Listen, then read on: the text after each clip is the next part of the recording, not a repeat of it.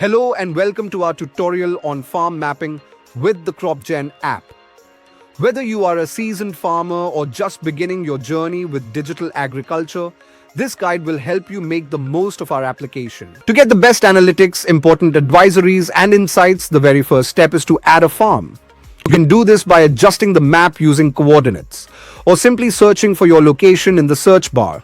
Once you have your location, you can mark your field boundaries manually or by uploading files like KML, GeoJSON, or shapefiles. After marking your field, you'll need to add your crop details, such as crop name, sowing date, type of irrigation, and other important information.